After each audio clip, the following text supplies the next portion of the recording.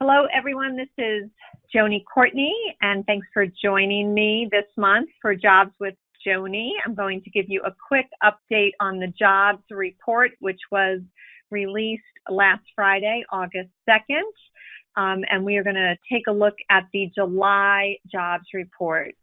So in this WebEx today, we will cover the labor market highlights, where there are some specific job gains.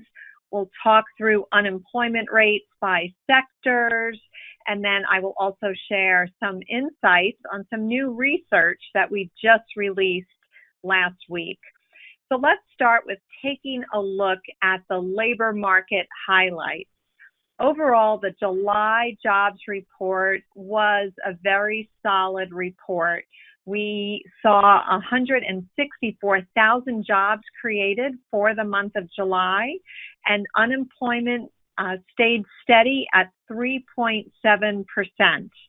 We have 6.1 million job seekers that are looking for work, and we did see that more people actually have entered back into the workforce and said, hey, I want to participate in finding a job, and that's a very good thing. And labor participation went up to 63%. So we hope that that trend certainly is going to continue, because with only 63% of the actual workforce participating, we know we have an opportunity to recruit and pull more people back into the workforce.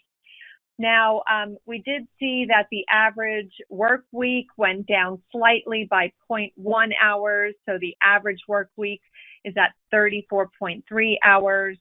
And then average hourly earnings for the hourly worker were up 4 cents.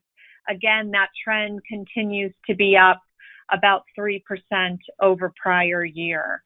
So overall, a good report. Let's take a look at where the actual job gains were by the different sectors. So if you take a look at that 164,000 jobs that were added in July, we saw that on the goods producing sectors, construction added 4,000 jobs and manufacturing added 16,000 jobs. We did have a loss of 5,100 jobs in the mining area. But construction and manufacturing are always a good sign for the economy. And many times we see that growth in those sectors leads to growth in many other industries as well. So very good sign to see positive numbers in construction and manufacturing. If you look at the service producing sectors, financial activities gained 18,000 jobs. Leisure and hospitality was also strong, probably being a summer month that we added 10,000 jobs. And healthcare and social assistance continues to be one of the strongest sectors with 50,000 jobs created. Professional and business services was 38,000. And we did see a loss in retail, which has been the current trend for the past few months. Many of those jobs are moving more into logistics. Now, if we look at unemployment rates, we can see that, the national average, again, is at 3.7%, but we do have some sectors that are performing below that level. And, even at a 3.7%, this is a very low percentage of unemployment, which just really speaks to a very tight job market. But look at financial activities, for example. We saw 18,000 jobs created in that sector, but 1.7% unemployment. So very difficult to find available skilled talent in the financial sector right now. Manufacturing is at 3%. Again, that's much tighter than that 3.7 national average. Construction at 3.8, and certainly, we see transportation right at the national average as well. So very tight job market. We know that there's over 7 million open jobs listed on online, which is, 1 million more than unemployed people actually looking for work. So very, very tight job market. Now, I want to move into some insights this month. And if you haven't heard, EmployBridge has released a very in-depth survey of over 18,000 hourly workers. And we have renamed this survey to be the voice of the blue-collar worker.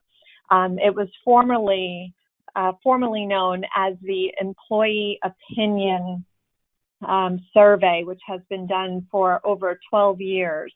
We're super excited about launching this survey. It's the largest survey of its kind. Over 18,000 voices that actually were able to tell us about their insights and feelings around what their preferences are, what they're looking for, what makes them take a job, what keeps them at a job. Really some great, great insights. And this is certainly something that we wanted to share with all of you. There will be more training available.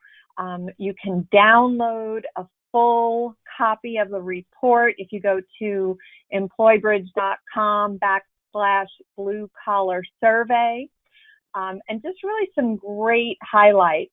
Some of the things that I am most impressed when I look at over 18,000 hourly workers is that they want access to learning and to training and being able to learn new skills to really improve themselves so that they can make more money or get the next job.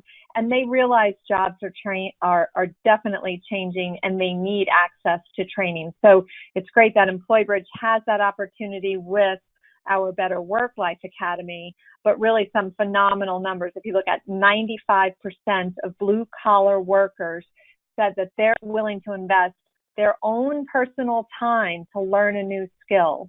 And then we saw 90% of blue-collar workers are interested in apprenticeships. So some really great information. Of course, when we look at why they might take a job, pay and benefits are always at the top of the list. But it was great to see that why they stay in a job really has a lot to do with a company culture and the access that they have to training and learning. So some great insights for all of you, certainly to share with our customer base and the market. So look for more information on that and ways that we are bridging the skills gap with temporary associates and providing them skills training. I hope this Jobs with Joanie update was helpful this month. Again, another positive job report. The market continues to be tight, but we certainly have lots of opportunities out there with our customers to find great talent. We're going to continue to lead and find innovative ways to do that. So thanks for joining today, and we'll talk to you next month. Thanks so much.